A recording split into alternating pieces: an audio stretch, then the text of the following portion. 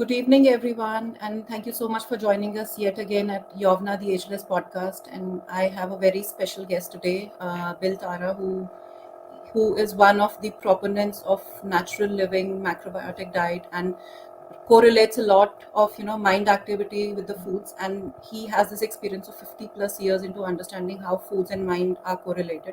So thank you so much, Bill, for being here and sharing your experience with us Oh, today. thank you for having me. Thank you. It's all my pleasure. And so I'll just introduce you first, and then we would really want to know, your journey, and Great. gradually we'll dive deeper into, how foods and mind come together. So Bill Tara has been an active advocate of natural health since 1967 and is a pioneer in the modern macrobiotic movement in America and Europe. With over 50 years of experience, Bill has been in the forefront on natural health revolution. He was the vice president of a trading company, one of the America's first distributors of natural organic foods, and was a co-founder of Sunwheel Natural Foods in London. Bill is also an author, and he has some amazing books out there. So, Bill, I would want to also talk about your books, specifically, macrobiotics and human behavior, which is I'm kind of getting very keen interest into that book. So probably I'll be having that book and diving deeper Great. into it. But now over to you. Help us understand, who you are, how did you got into all of this, and ultimately landed understanding mind and foods together. Well, I was introduced to macrobiotics in 1966, and I was living in San Francisco at the time, and my business partner was given a book by George Oshawa, the Japanese philosopher, and it was very interesting to me because I had a great interest in Chinese philosophy and Japanese Buddhism, Taoism. And it was interesting because I had never seen the connection before between those philosophies and any kind of practical application. It was always philosophical or spiritual. And so I was interested in it, and I decided to give it a try and see what it was all about. And after I started eating this way, I noticed some very profound changes. First of all, in my physical health, because I had some health problems at the time. I didn't start macrobiotics for that reason, but I noticed that my digestion and the pain that I was having in my stomach was going away, was diminishing, and I went to my doctor, and I had ulcers. And Okay. I had a battery of tests run about 2 months after I started macrobiotics.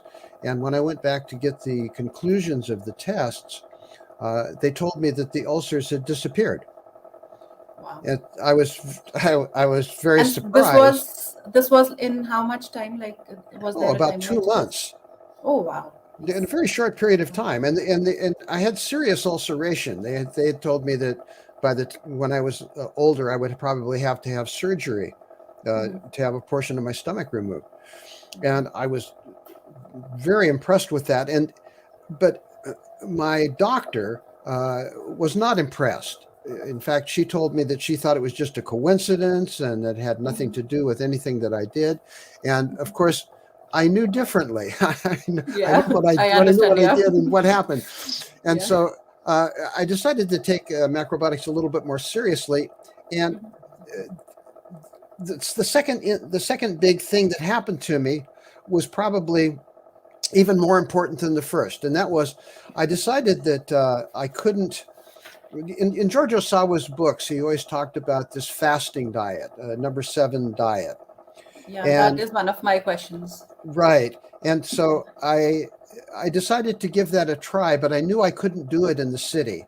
If I was around my old lifestyle, it would be too difficult for me. So I went into the mountains, and I went back into the woods, and I camped, and I ate nothing but brown rice and drank tea for, actually it was over 10 days because I had taken in more rice. And so I thought I might as well stay until the food runs out. So, So Bill, I have a question here. Like, for somebody in today's times, yeah, yeah, listening to this and thinking of going ahead with this kind of fasting with brown rice and various other only things coming together. So a lot of people have this thought of, calorie deficient, or maybe protein deficient, and a lot of these thoughts are actually a part of modern thought process, and people actually are not very convenient trying these really cleansing kind of diets. And also, what's your say on that? Well, I don't recommend that people do that kind of extreme fasting now until they've been more experienced. I was uneducated, and I'm glad that I was, Ignorance is because bliss. I did, and also I was much younger. I was Yeah. 24 years old, and I was more hardy. I didn't have, even though I had these ulcers. Other than that, I was in good health. I was a very active person, and I used to go mountaineering a lot, and I was raised on the seacoast, and so I surfed, and I was involved in a lot of different physical activities. Um, but the thing that happened on my fast was that I had this change in the way that I felt in terms of my cognition. I felt like my mind was calmer, and that my when I got back into my life again, I felt that I was more friendly with other people. I just felt that my whole attitude changed so dramatically, and that was really much more impressive to me than the ulcers. It Yeah. was totally unexpected, and it really, Yeah. I think that it really colored the way that I approached macrobiotics over the years. It's been 56 years now, and Wow. my even though I have counseled and been teaching for a long period of time, part of my focus has always been on the connection between what we eat and what goes on in our mind and what goes on spiritually, if you will, uh, with macrobiotics. And so all of the things about nutrition and all of that, I've always had a prejudice to approach those things in terms of how is this affecting not only my physical structure, but how is this affecting the way that my brain works, right? And so, Can I ask a question here? So, if we look at the macrobiotic philosophy from where you actually got this exposure of how foods are impacting the mind, and if we get deeper into the ancient understanding of how Ayurveda has always looked at human beings, it's always been a mind-body connect, and right, like right, macrobiotics has its own way of figuring out, how foods are impacting the mind. Similarly, there's a concept of mind energies, three different energies which Ayurveda talks about, which is sattva, rajas, and tamas, which is the balancing energy. Sattva and rajas is the aggressive energy, tamas is the inertia kind of an energy.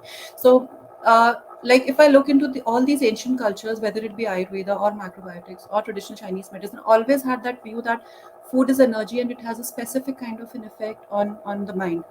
Why is it that the science is not able to catch up with this thought, if this is such a strong thought? well, there is a lot of modern science that points in that direction. I mean, there are a number of things that we could look to that are, if we look at it from a Western point of view or a nutritional point of view.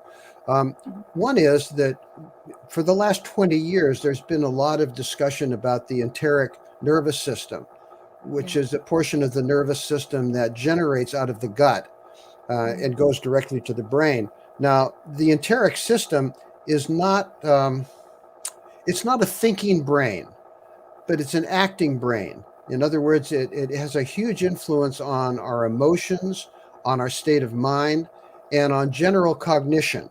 So that's, um, you might say that's the vibrational quality of our intellect, Yeah. and Yeah. and and that's very much in scientific literature. That's not a new theory, although uh, Michio Kushi and Giorgio Shawa were teaching that long, long ago, right? They were Yeah. teaching that 50 years ago, 60 years Yeah. ago, that gut brain connection. Which is phenomenal. Like there was no science at that time, no researchers at that time, and still they Yeah, knew. and It's and like and magic. and, and we know now that certain hormones like serotonin are produced primarily in the intestine, and Yeah. that's what modern nutritionists sometimes refer to as the feel good chemicals. Exactly. So Yeah. we know that if serotonin is being produced in the body at the right volume, we have a tendency to feel more calm, uh, more in harmony with our environment. Exactly. And then on the other end of it, we've Western nutrition has started to look more and more at phytonutrients. These are Yeah.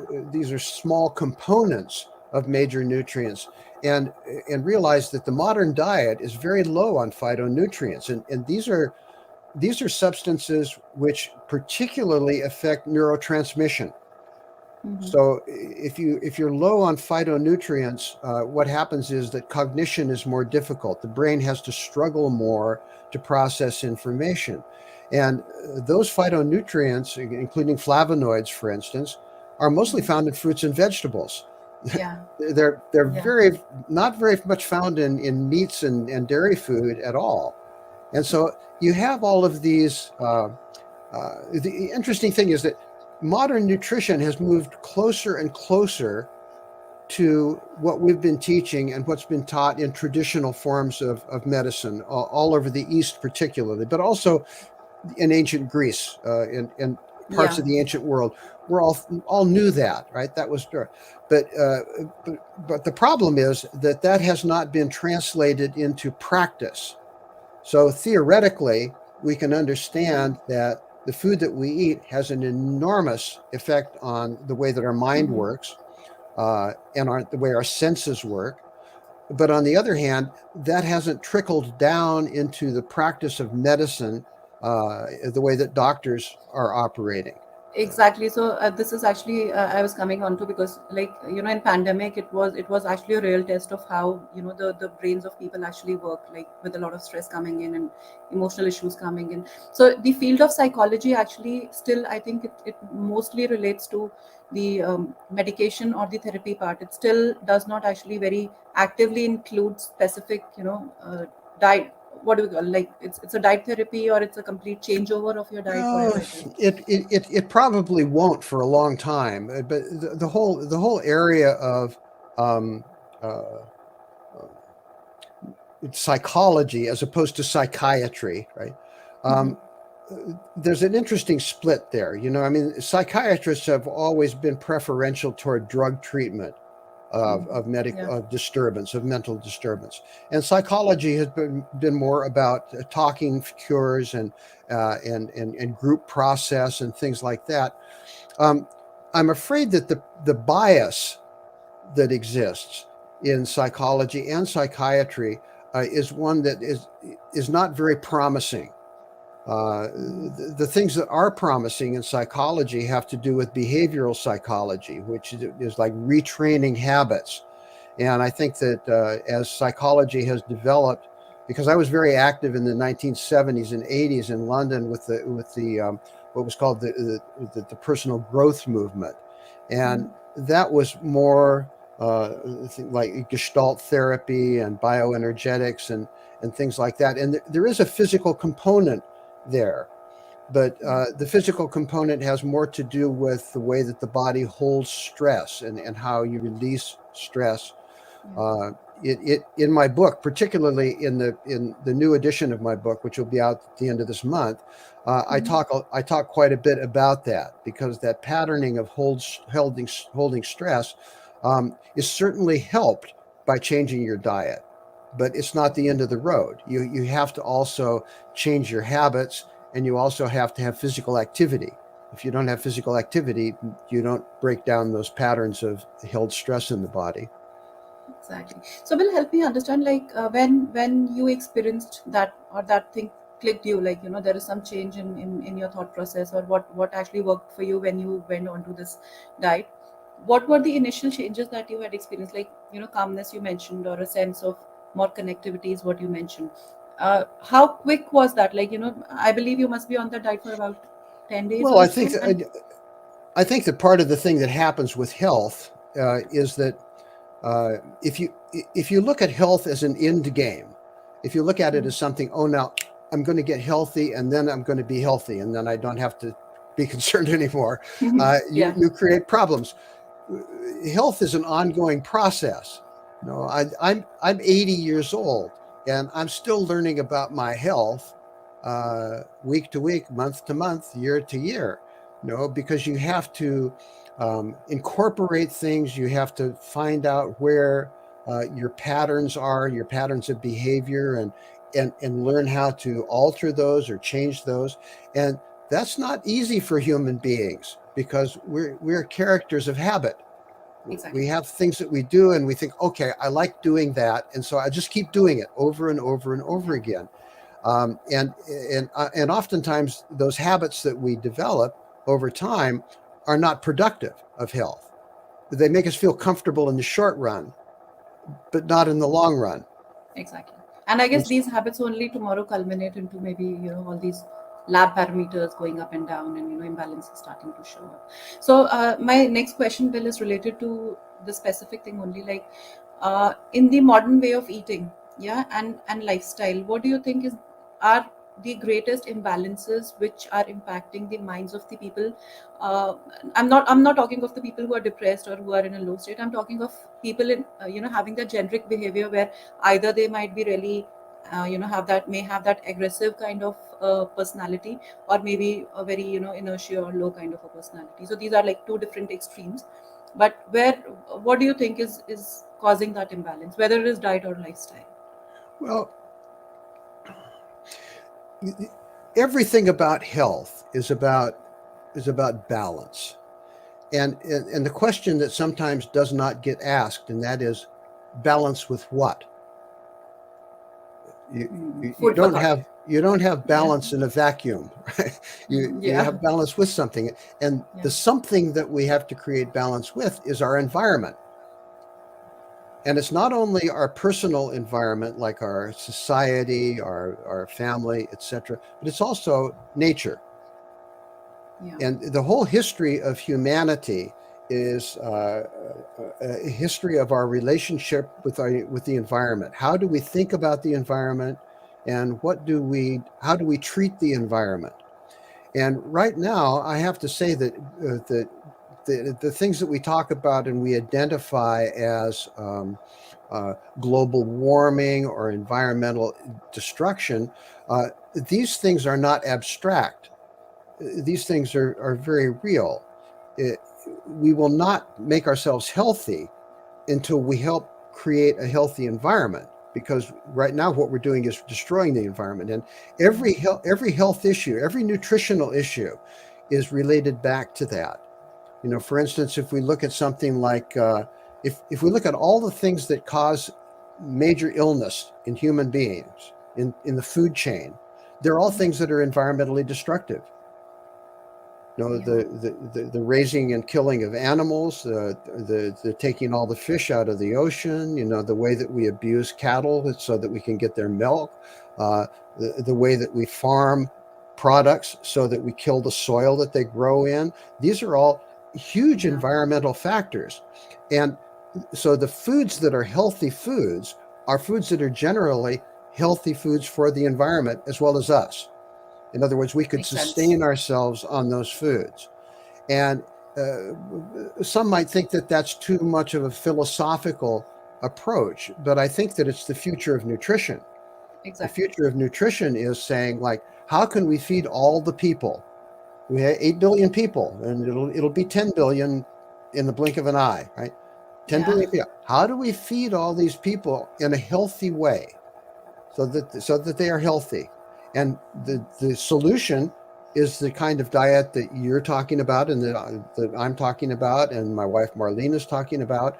It's a modified macrobiotic diet, which takes into account seasonal eating. It takes into account all of those factors, which are large factors about nutrition, the economics of nutrition, the damage that bad food has in terms of creating health problems. That's a very deep thought for sure. So, but I would really now, want to get into the technical stuff. When, it's scientifically known that foods can change our blood chemistry. So, how I'm does that sorry. impact the mind? I'm sorry. I didn't get that. Food changes what? Food can change our blood chemistry. Yeah. Yeah. What, like, what's actually going on when we say that food can change our blood chemistry? How can a common man understand or absorb this thought? Well, I think that that's one of the easiest things for people to realize. I mean, why do people drink a cup of coffee?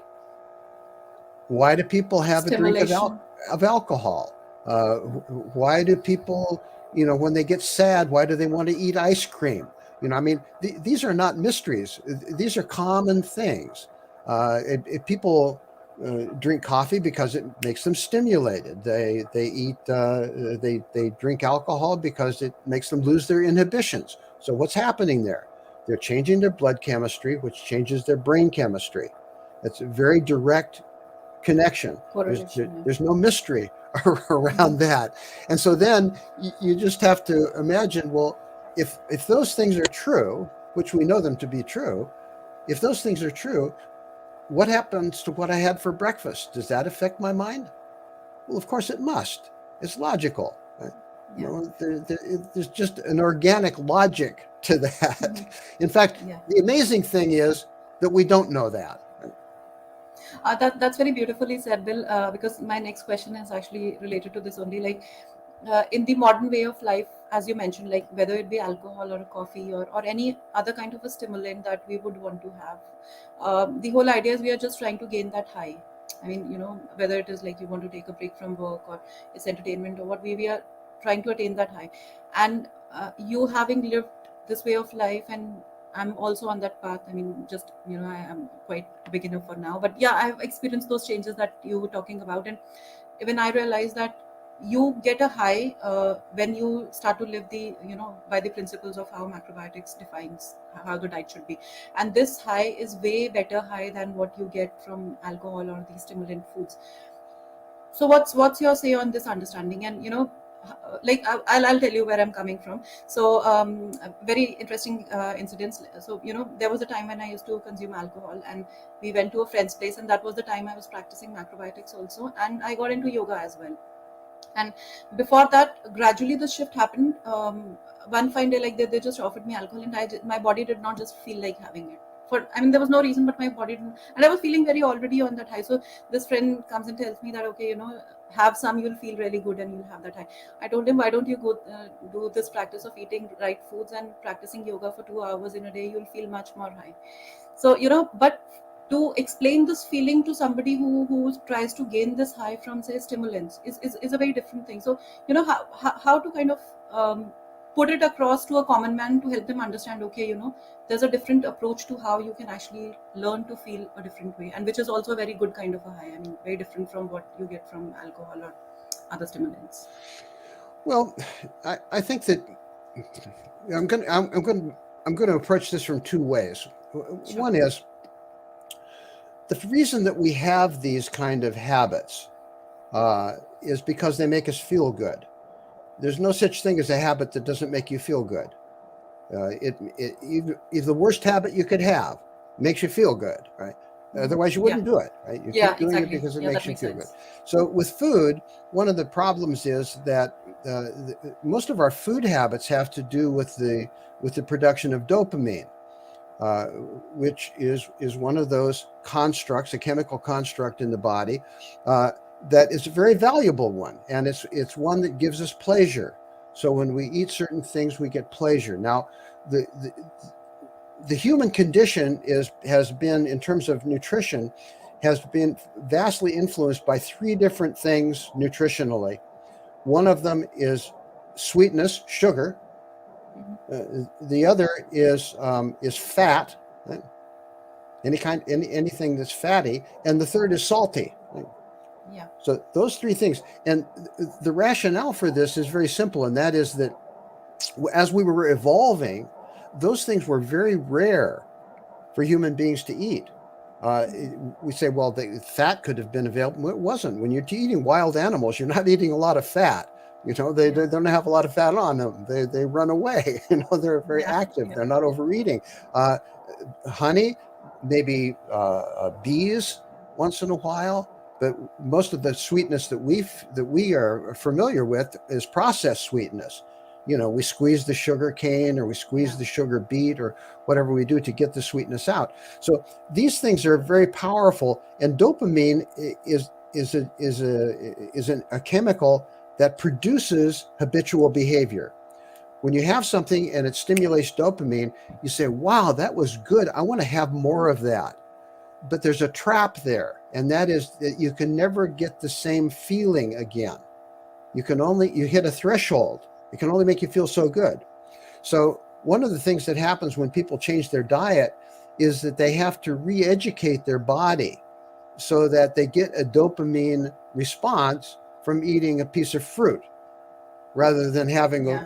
having a candy But I bar. guess this is actually the biggest struggle, because once you've crossed that threshold and you started to eat right and you start to experience what changes are happening, then it's quite easy. But for somebody who's already used to that kind of a feeling, deriving it from the kind of foods that create imbalance, that initial step is the biggest challenge. So how can a common person really learn to kind of very smoothly transition towards Well, actually. people have to want to change. You can't, when you say that, you use the phrase a common man a couple of times, right? Okay. Yeah, So yeah, yeah. first of all, So what I'm saying so is, there is yeah, no yeah, common man. yeah, yeah, okay. but So, when you're talking to people about health, about food, they have the want to change, and and the habits that we're talking about, these are addictions.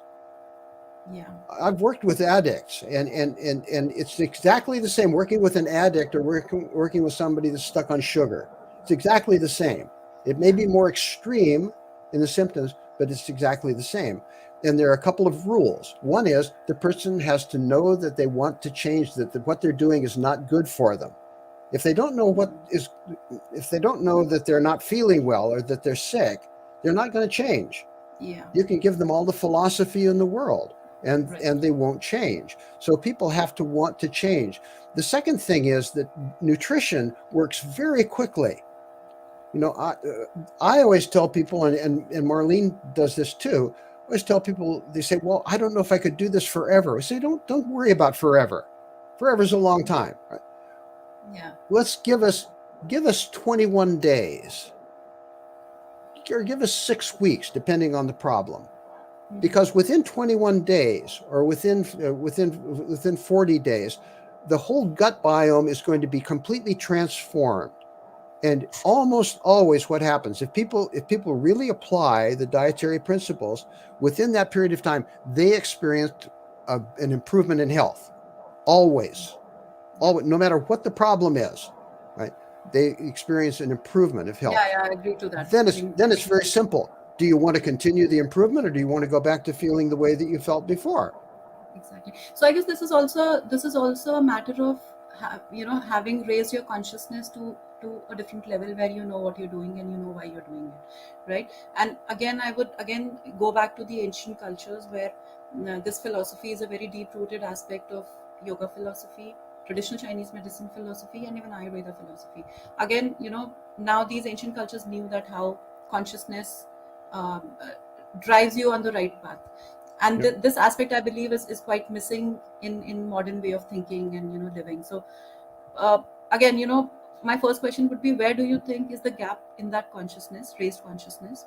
And secondly, what is the path to, of course, food is one of the paths, but apart from food, what is the path so that one starts to raise the level of consciousness? Well, I think that, look, we have to eat, and we have to move our bodies, right?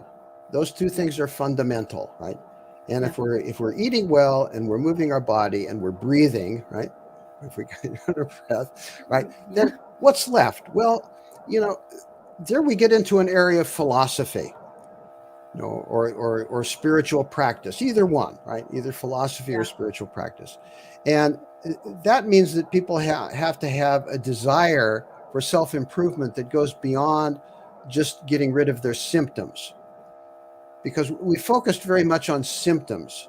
And even dealing with macrobiotics in terms of health counseling, we have clients all the time who they approach macrobiotics the same way they would approach medicine. In other words, they say, like, okay, how can I get rid of this problem that I have, right? Say I have acid stomach, or say I have constipation. How can I get rid of this? If you tell them how to get rid of that and they do it and they get rid of the constipation, then they think, okay, that's it. I'm I'm cured Yeah, now. I'm done. I'm done. Yeah. I'm done now. Now I can go back. I mean, we had a situation this last year where somebody who had cancer and a very serious form of cancer, and we see quite a few people who have cancer, very serious developed case, and we gave them a program, and they said, "Well, this is really great. I'm going to start doing this after the holidays."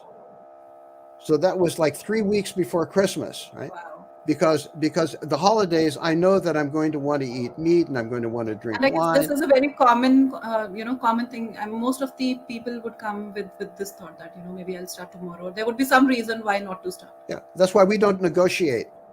Mhm. We're, And that we're that's quite we're, yeah. we're quite happy to tell people, okay, well then you're just putting your life on the line.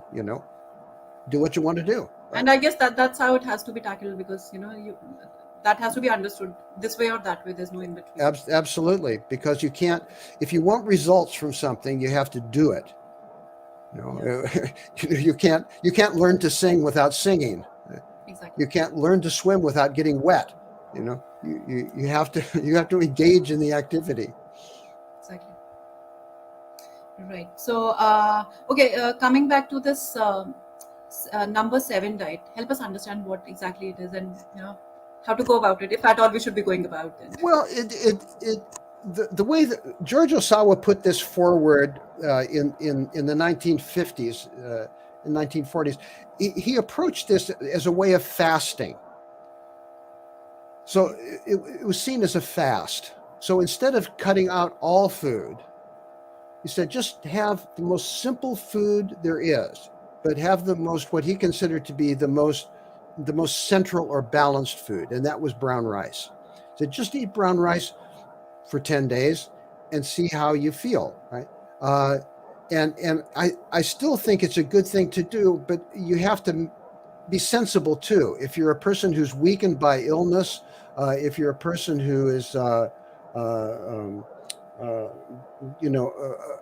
a very old age, like me, right? No, no, I like, don't think you're in like that category. if you if Yeah. if you there's certain things there that probably, if it doesn't really appeal to you, if it's not good to you, you probably shouldn't do it. But the important thing is that if you just eat a simple diet, that's the same kind of thing. If you've been eating junk food for 20 years, 30 years, 40 years, just switching to grains, beans, vegetables, nuts, seeds, and beans that's like a fast for you.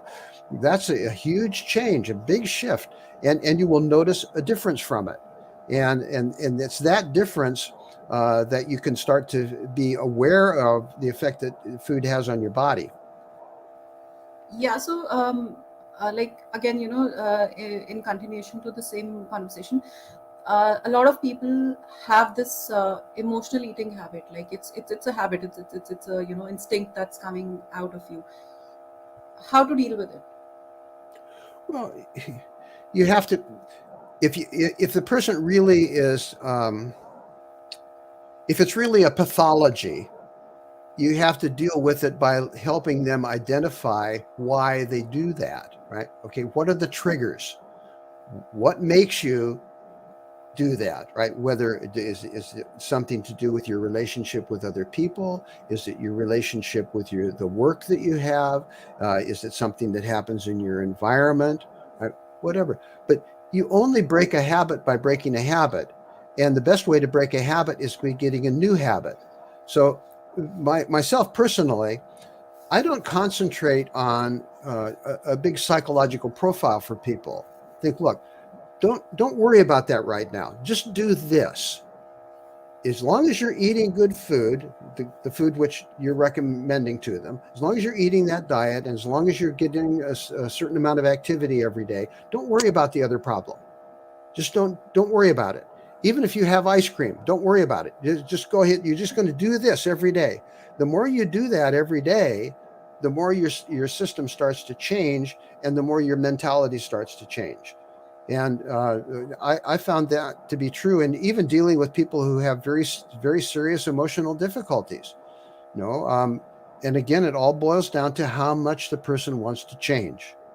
Yeah. They either want to change or they don't want to change. And in the final analysis, you're not going to have any influence on that, or you're going to have minimal influence on Exactly. it. I agree to that. Yes, that's absolutely right. So, well, I would really want to, discuss the comparison between how modern nutrition looks at foods, which is, more about counting the foods, the nutrients that you're consuming. And there's a lot of focus in today's times about these many nutrients. And now this focus is getting even more deeper, getting into the level of antioxidants, trying to figure out, okay, this antioxidant for liver and this one for this place and this place. So, and we are just, stuck in that vicious cycle. How can Well, somebody eat like that and the impact on the mind? um, one of the things that's interesting, I think, is uh, you're probably familiar with Colin Campbell, who wrote the Yes, China yes, study. yes. Okay, Yeah. um, Colin is probably, I think he's the most enlightened nutritionist on the planet, There's no and doubt about that. and his latest thinking, his latest book, is about how um, analytical science has failed in nutrition. You can't analyze, you can't use that analytic method to really comprise a good diet, because that's not the way that we have evolved as human beings, as an organism, in getting nutrients into our body. So as I'm sure you know, and probably many of your listeners know, when you eat a food that has a particular nutrient, and let's take sugar for example. When you eat something like an apple or a pear or a piece of fruit, there's sugar in there, but also there are minerals and vitamins that help to balance that, and there's fiber in there which help to slow down the digestion of it. So we're used to getting food in that way, and we've been doing that for hundreds of thousands of years, for millions of years. Right? That's the way the body is designed to operate. If you try to take, if you say, okay, well, what I want to do is I want to take the protein out of this. So I take the protein out and put it in a pill, and I give you the pill, right? And then you have protein. You say, that's I'm getting protein now. But you're not getting all of the other elements that are necessary for metabolizing that protein. And so you create a deficiency, actually. So the modern diet is a diet that produces more deficiency than it does productivity. And part of this is the whole approach of analysis in Western medicine, and reductionism, reducing everything down. And I have to say that as modern day human beings, we're very easily fooled in that way. We're tricked in that way because we think, oh my God, this is so, I must need zinc, right? I must need Exactly. more That is, I must this is need the more place. vitamin C. Well, Yeah. you can't do that. You go crazy and you won't get healthy. You That's might. what makes me think, like, I don't know if you must have heard of this this new modality, which is functional medicine, which is about, getting even more deeper into figuring out these micronutrients and all those supplements available for It's a zinc and fool's all these. it's a fool's game. It is a fool's game. If I go back to what I was saying before about the environment, Yeah. that's the way that we create a new nutritional paradigm. That is this does this food make sense in terms of our biology and in terms of our relationship to the natural world? Is this food make any sense or not? If the food uses up excessive resources in order to produce it, if it creates pollution as a byproduct, if it produces death as a byproduct, well, then why would we be eating it? The only reason would be short-term pleasure. Exactly. And and our culture is so much keyed on that, that it's almost insane, right? Because Exactly. we're always looking for the quick fix, right? How can I get a quick fix? Yeah, but I have a very practical question. I think because I face this question a lot, like uh, now being on the other side of understanding foods, which is very different understanding from modern nutrition, and people coming over for their transformation are still have that kind of an understanding that, okay, modern nutrition talks this, these many calories, this much protein, and all of that. So how are you able to bridge in that gap? Because that level of understanding from where you are coming and from where the client is coming, is there's a huge gap in there, right? Well, that becomes easier all the time. I mean, when I started doing this, over 5 decades ago, there wasn't any science that backed up what we were doing, Yeah. or there was very little. There was a little bit, but not much. Now, you can if somebody has a direct Western nutritional question about eating a vegan macrobiotic diet, there's tons of research. If Yeah. the people are really serious, they can get all the research they want. And every major health organization in the world now, including the World Health Organization, including the American Dietetic Association, including the Center for Disease Control, really conservative organizations, have stated that a diverse vegan diet is perfectly healthy for anybody of any age. And Full I guess stop. that simplifies it all. I mean, you don't need to get into it all kinds of. So if a person wants to talk about where do I get my protein, where do I get my vitamin C, where do I get my this, which they don't know anything about anyway, right? Okay, Yeah. because it's just an idea in their head, right? They Exactly. think protein only lives in a hamburger and vitamin C only lives in an orange, right? Okay, but whatever question they have, there's an easy answer within contemporary science. And so the chasm is not as big as it was before. The chasm now is up here. Is Yeah. It's the narrative that people have been taught over the years that it has been disproven now. But it's like living on a planet where people still think the Earth is flat. I mean, how do you, if you've been around the world and you've seen it from an airplane and you've seen the curvature of the Exactly. Earth, The big and picture. and you go back and you tell people, no, no, no, no, it's not flat. It's this way. It's Here's a round. Yeah. picture of it. It's still difficult to get through that. Yeah. Yeah. So, I think coming back to our original topic, which was, diet for the mind. Practically, what do you think? Of course, macrobiotic diet, but a lot of listeners may not initially understand macrobiotic diet or macrobiotic vegan diet. So, if you could just, kind of break it down in a way where people can actually take back something and start implementing it. Well, so a macrobiotic diet generally, and this will vary from person to person and from area to area, because we like to, as much as we can, we like to tailor a diet according to the environment that a person lives in, right? Okay, so given that, a macrobiotic diet is generally based around the consumption of cereal grains, whole cereal grains, and secondary food group would be vegetables in terms of quantity, and the third would be beans. Now, those three types of vegetables, particularly grains and beans, those were used in every culture throughout the world, Yeah. every agrarian culture throughout the world. And the vegetables would vary from culture to culture, in reflecting the environment. What kind of vegetables and what time of year they're grown, et cetera, et cetera. And then you have fruits, which are a minimal part of the macrobiotic diet, but are essential. You have to have fruit. It's very important, and seeds and nuts. And seeds and nuts are an important addition, but again, in small quantities. And particularly with Marlene and I, because we don't add oil to our food, seeds and nuts are an important component of the diet, so that you're Yeah. getting the natural fats that you need. Aside from that, seaweeds are used in macrobiotics, um, because they're an important adjunct, particularly now that food is not grown well. Even organically grown food is sometimes lacking in minerals. And sea vegetables have a lot of trace minerals in them. So even just a small, but it's not essential.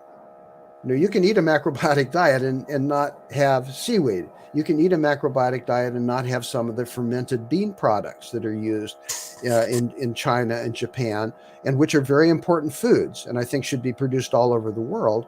Yeah. But it's not essential. The essential things are grains, beans, and vegetables, right? And and some of those vegetables should be raw or Mhm. sprouted, but most of them should be cooked. And so one of the main differences between macrobiotics and a lot of popular dietary approaches is cooking. We Yeah, think that that was my cooking next question. is an absolute essential to get everything that you need out of your food. The reason human beings started cooking their food was so that they could use foods like grains and beans, Yeah, and some of the vegetables that have very strong stalks, because you soften the fiber of the food so that you can chew it better and so that you can digest it better. Um, uh, I think the lack of cooking has more to do with human laziness than it does with anything I agree. Yeah, that's a serious nutritional consideration. I agree to that. Yeah, I mean, I mean, in India also, like in my near and dear households, only I see that cooking is something which is the last thing that anybody would want to do. They have you know, uh, some. I gave a cooking class in India one time. Oh, you've been to India?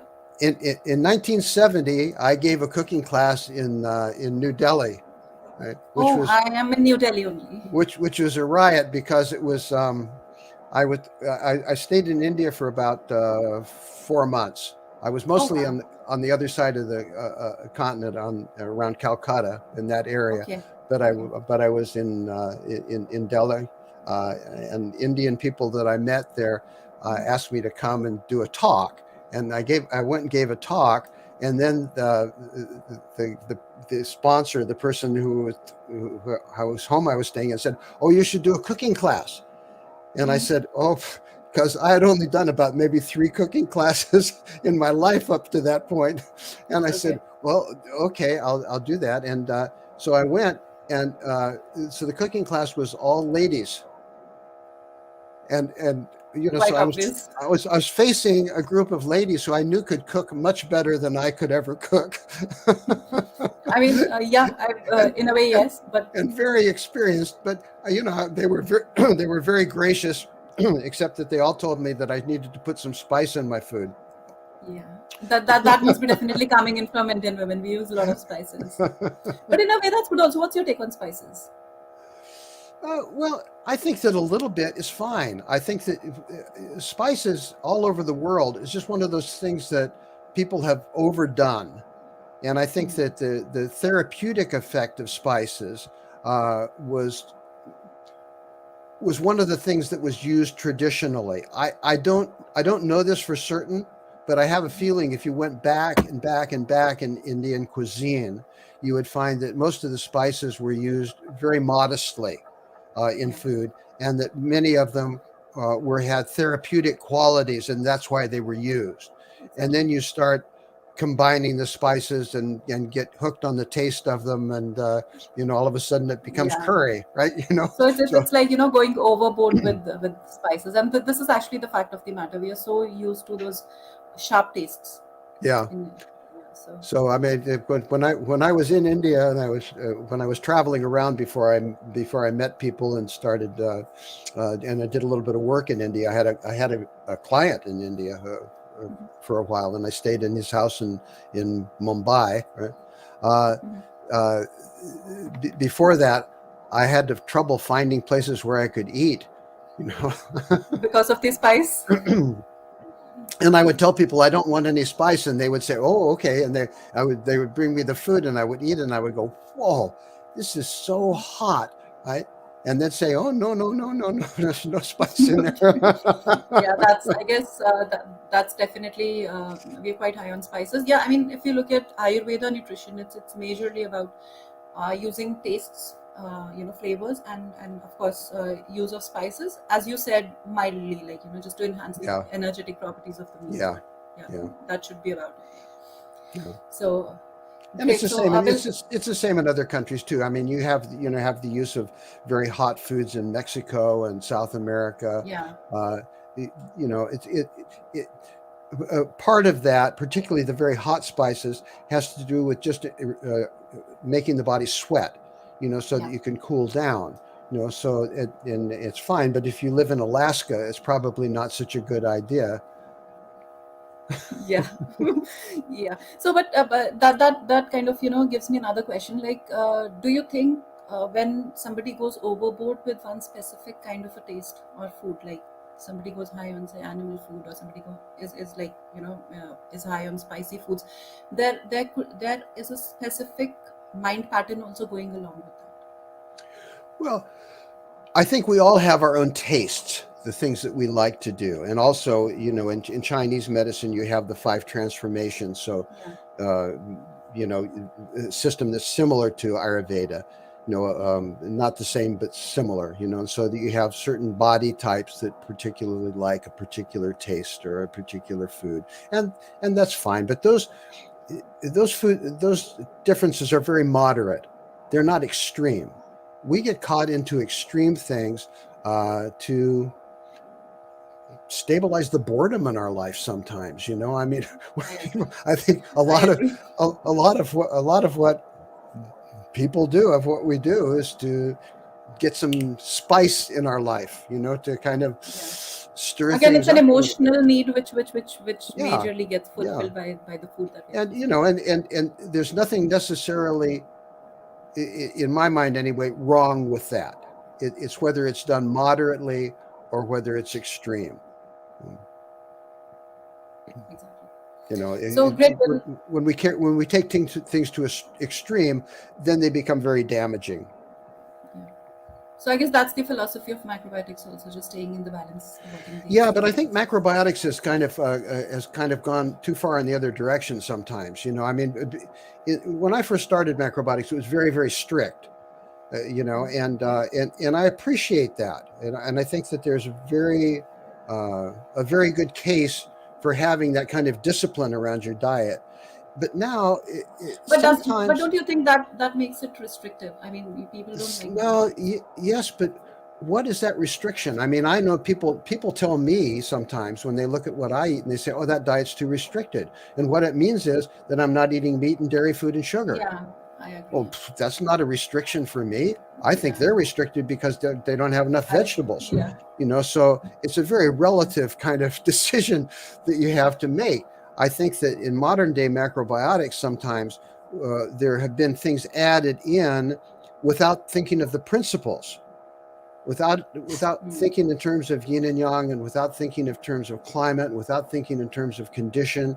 It's just, again, to make it tasty, and that's okay. I mean, sometimes when we're exposing people to something new, we have to make it more familiar for them. And so the So I kind guess of that's the beginning approach, and then gradually you can just get well, people. that's okay, but except when the people that have been practicing for a long time are still doing that, that's maybe not so good, because I Mm. think that if you get too liberal with your practice, what happens is you lose your center. Yeah, and then You, it becomes a habit, and it's it like becomes a again, habit, and it becomes something like, oh, it's not a big deal, this and that and the other thing. yeah. And we live in a very interesting time. I mean, the things that we do on a day-to-day basis affect the world we live in, and so we have to learn how to be happy and content doing things which are helpful to the world, right? And not look at it like, oh, it's going to be so terrible, I can't have my ice cream. I mean, oh, come on, That's a serious concern with a lot of people. you're not a victim. You're not a victim. There's what, 800 million people that are living on diets which are not adequate, that are starving themselves to death, and there's slightly more people than that who are obese. It's like, 800 million people who are starving and 800 people who are obese. Uh, that's a very That's the con. strange That's situation. There's people all over the world that don't have any food to eat at all. And so it's not about feeling guilty about that or feeling terrible about that. It's just about accepting the fact that we live in the world, and that the things that we do in the world need to make sense for the kind of world we want to see in the future. and that makes absolutely absolutely makes sense. And I guess again, this, as you said, is the future of nutrition, because this is the absolute truth. Right. Yeah, great. So thank you, Bill. It was really a very deep food for thought kind of first session, and I am done with my questions. Anything that you think you would want to add on before we wind up the session? Thank you very much. Thank you so much, Bill. Thank you so much for being Take here. It was care. really a pleasure. Bye-bye. Thank you. Bye bye. Bye now.